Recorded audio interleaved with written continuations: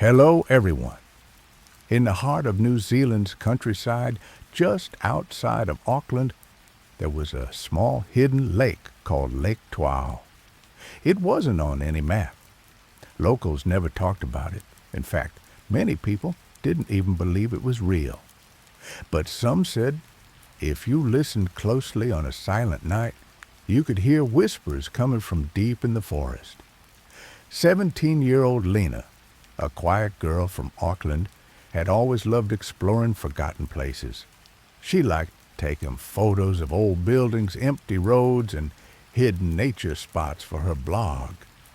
One weekend, she heard a strange story from her classmate, Ethan.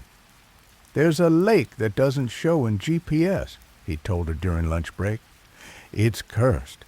They say people who go near it hear voices, and some never come back." Lena laughed. "Come on, Ethan, that's just a ghost story." But he looked serious. "My cousin went looking for it 5 years ago. They found his car, not him." That night, Lena couldn't sleep. The story stuck in her mind. She opened her laptop and searched Lake Tuao, New Zealand. Almost nothing came up. Just an old newspaper article from 1987 about 2 hikers who disappeared near an unnamed lake south of Auckland. The next morning, she packed her camera, flashlight, power bank, snacks, and a small tent. She told her parents she was going camping with a friend, but instead she took a bus toward the last known area near the rumored lake. From there, she hiked into the woods alone. Hours passed. The forest got denser. The trees were so tall they blocked the sky. Strange symbols were carved into the bark of some trees. Birds didn't sing, no wind blew, everything felt frozen. Finally, just before sunset, she found it, a small, perfectly round lake. The water was pitch black, still like glass. No ripples, no sound. The air was cold, even though it was summer. As she stepped closer, she heard it, a faint whisper. She froze. It wasn't the wind. It was a voice. "Come closer." She looked around.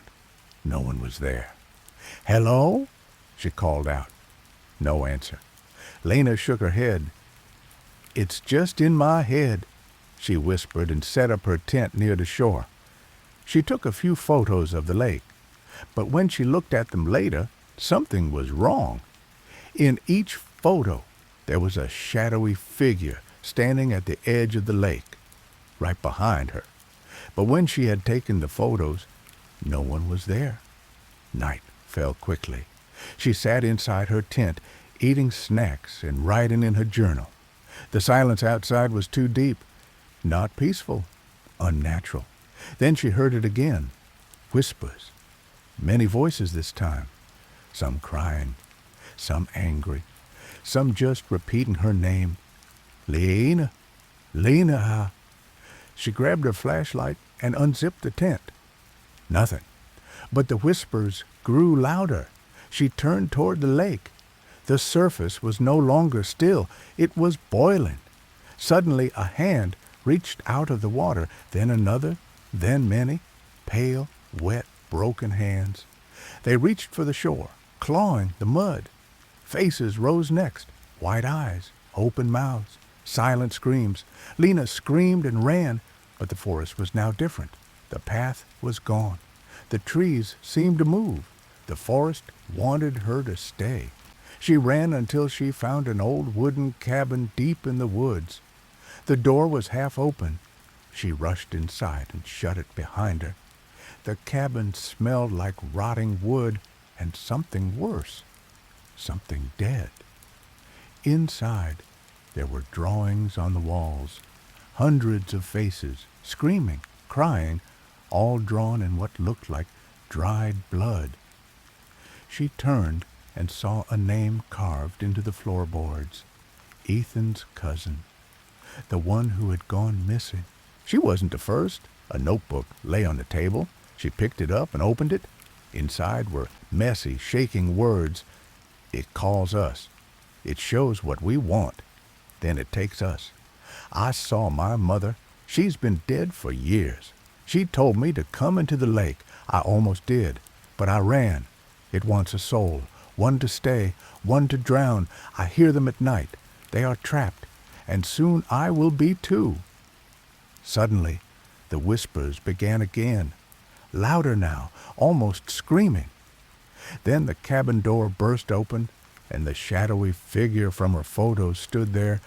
Its face was empty, just darkness where eyes and a mouth should be. Lena tried to run, but the figure moved faster than anything she had ever seen. It floated toward her, arms stretched out. Cold filled the room. Her legs froze in place. She couldn't move, couldn't scream. Then a voice inside her head. Trade, a soul, give us one, and you can leave. Lena shook her head. No, I didn't do anything. Choose or stay forever. And then silence. When she woke up, it was morning. The cabin was gone. Her tent was back at the lake. It looked like nothing had happened. She packed everything up quickly and ran back through the forest, this time finding the path. She didn't stop until she reached the road and called a ride home. Back in Auckland, Lena tried to return to normal life, but the voices didn't stop. Sometimes they whispered from the drains, from mirrors, from puddles on the ground, and then one day Ethan went missing. She hadn't told him anything. She hadn't chosen, but the lake had. And now, every night at 3 a.m., she wakes up with water on her floor, muddy footprints at her door, and a message written on her mirror in wet red letters. One more, and we're done.